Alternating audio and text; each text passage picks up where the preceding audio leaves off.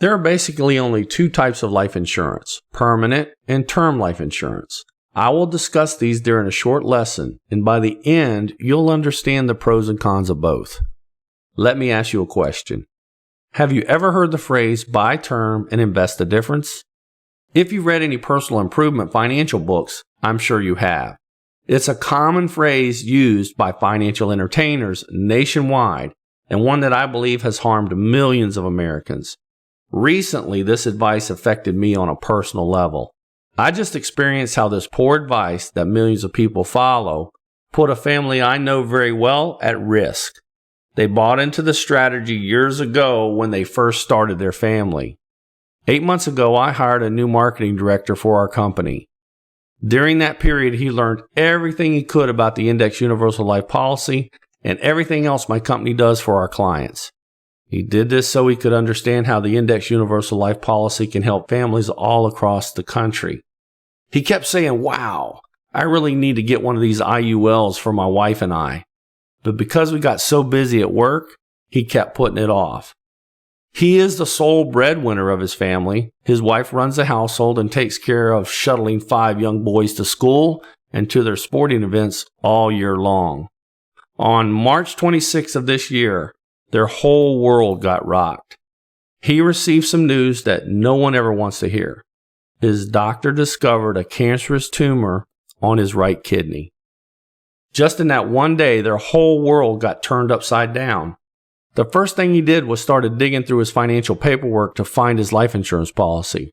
Turned out he owned a 20-year term policy he purchased when his first son was born. He bought this policy because he had attended a financial seminar at his church and was told to do so by a person that makes their living on TV advising people how to manage their money. This advisor is well known for standing on his stump and shouting, "Buy term and invest the difference." That was 17 years ago, and now my chief marketing officer's term policy will expire in 3 years. Needless to say, he's upset about that decision now and only wishes that he would have been putting money into an Index Universal Life policy instead. Unfortunately, he's uninsurable now. Why?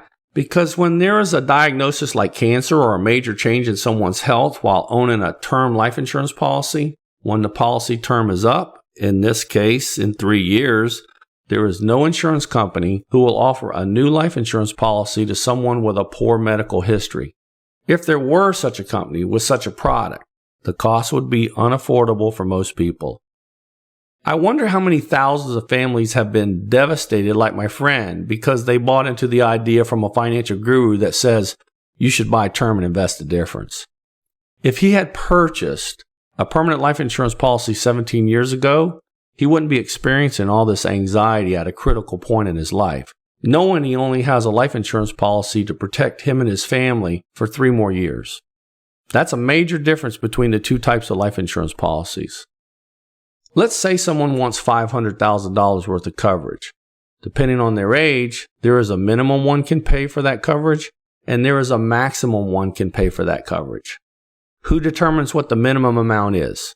The insurance company. At the other end of the spectrum is the maximum one can pay for a given amount of coverage. One would think it would be our personal choice on how much money we want to put into a life insurance contract, but that's just not the case. Guess who determines the maximum one can pay? The U.S. government. The fact that the federal government limits how much money someone can put into a permanent life insurance policy says what about the product? It must be restricting the government from something and be really good. More specifically, it must be good in a relationship to one major area, taxation. When tax dollars are involved, the federal government always wants to be in control.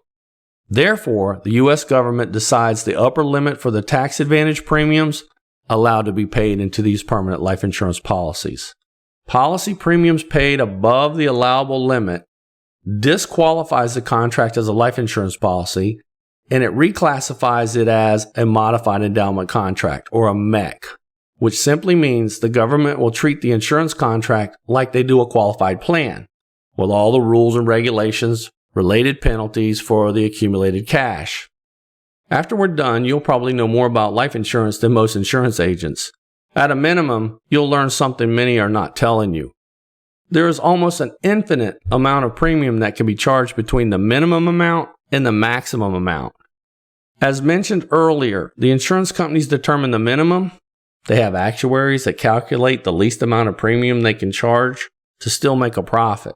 In 1980, the government drew a line that determined the maximum amount of contribution allowed for a given amount of coverage. They accomplished this with two laws, TAMRA and DEFRA, acronyms that mean the Technical and Miscellaneous Revenue Act of 1988 and the Deficit Reduction Act of 1984.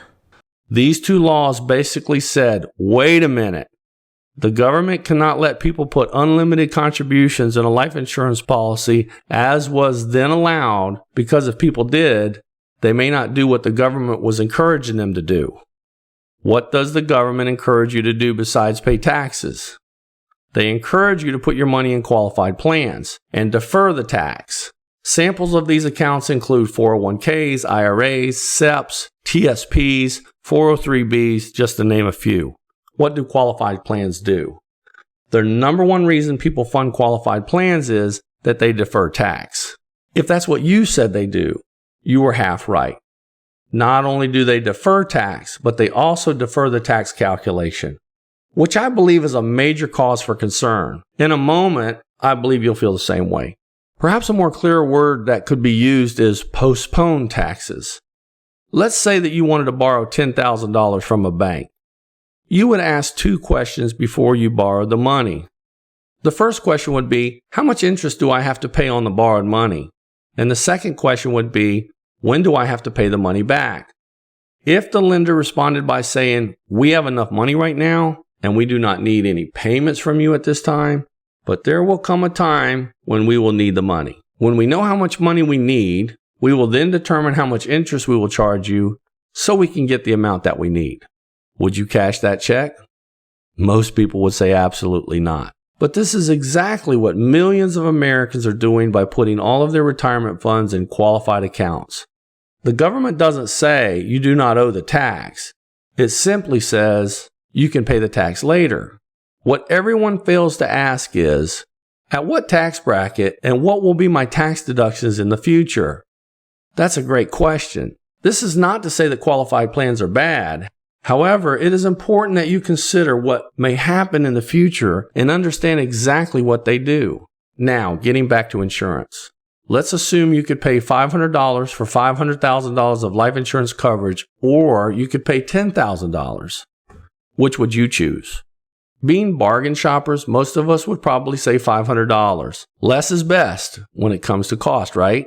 Let's say $500 represents the lowest premium one can pay for $500,000 worth of coverage. The lowest premium is known as term insurance. It provides one benefit, death benefit. Term insurance offers protection for the least expensive initial cost. The best day financially to own term insurance is which day? If you guess the day you die, you are not even close. The best day financially to own a term life insurance policy is the first day. That's right, it's the first day that you buy it. Had you purchased a policy today, received an approval, signed a delivery receipt, paid the first premium, and died on the way home from your agent's office, you cannot get a better return than that financially. To calculate the rate of return on such an event would be next to impossible. Granted, it would be hard to get people to sign up for this type of financial windfall, knowing that they wouldn't survive the ride home, but you understand my point. For an insurance company to talk you into putting $10,000 in a policy with a death benefit you could get for $500, they would have to come up with some serious benefits. Agreed? Let's forget about insurance for just a moment and talk about benefits. In any financial vehicle you would use to accumulate money in over time, a major desire would be to maximize the benefits in addition to achieving a reasonable rate of return. If you could wave a magic wand, what benefits would you desire? Would you like the money in the account to grow tax deferred as opposed to taxable? Would you want tax-free distributions of your money and the gains? Would you want a competitive rate of return? You would probably want to be able to make unlimited contributions. Would you like additional benefits like self-completion, disability, and long-term care protection? Would you want your money protected, meaning you couldn't lose it? Would you want guaranteed access to your money? You would probably want liquidity. use and control of your money, right? And you'd want your contributions to be tax deductible. You would want the most benefits possible. Which of these benefits do you get from a qualified plan? You get tax deferred, competitive returns potential, and deductibility. 3 out of the 10. There's only one product that offers 9 out of 10 of these benefits on this list, and it is a permanent life insurance contract like an Index Universal Life policy. However, not just any type of contract will do. Life insurance policies that are minimum funded only provide a minimum benefit. Remember the government drawing the line that determines the maximum amount of premium you can pay for a given face amount? Premiums paid over this line creates a modified endowment contract, or a MEC. However, contributions made right up to this line creates a maximum funded Index Universal Life contract with all of these benefits. Max funded Index Universal Life contracts offer all the benefits listed earlier except that the contributions to the contract are not deductible. You may be surprised to learn that there is little to no difference between deductible and non-deductible contributions. In fact, tax-deductible contributions that grow tax-deferred and come out taxable are exactly the same as after-tax contributions that grow tax-deferred and come out tax-free, assuming that you're in the same tax bracket and they both are earning the same interest rate. What you need to understand is that as you move from the highest possible premium to the lowest, the value of the benefits decrease. The higher the premium, the higher the level of each benefit received until you reach the MEC limit. Up to that line, but not over, is the position that provides the greatest amount of benefits a life insurance contract has to offer while still allowing you liquidity, use, and control of your money. You truly need someone who understands these policies to build it properly for you. Not all agents are alike. And that's exactly why I've taken upon myself to teach only the best of the best on how to properly build max-funded Index Universal Life contracts. There are circumstances where someone only needs death protection and a low-level premium is desired. In these situations, term coverage may be the best temporary solution. If, however, you're looking for a place to accumulate money that provides the highest level of benefit mentioned at their maximum level, Index Universal Life can be a solid choice. Currently, we know of no other financial product that offers these same benefits at the same level. The government sets the MEC guideline to limit the amount of contributions allowed in the form of premium payments that still gives the policyholder access to the cash on a tax-favored basis. I've discovered the accumulation aspect of an Index Universal Life policy can have unique benefits, and that's exactly why my money is in these contracts. The closer you get to the MEC limit, the more the policy provides the living benefits.